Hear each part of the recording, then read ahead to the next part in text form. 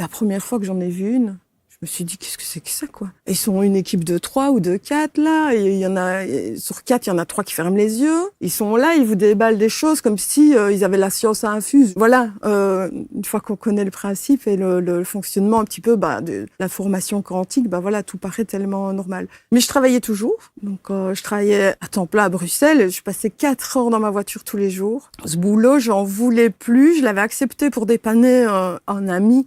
Jusqu'au jour où j'ai dit, j'arrête.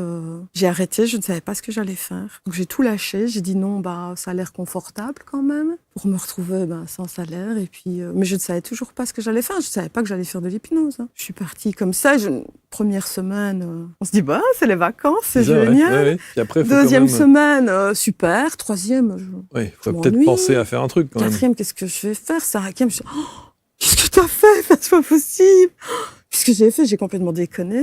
7e, dépression convenablement. Et donc, c'était super nécessaire pour s'imprégner de qui j'étais vraiment, qui on est à l'intérieur de soi, etc. Du coup, je me suis dit, je vais faire de l'hypnose. Puis, je me suis rappelé que mon papa en faisait. C'est comme si j'avais oublié.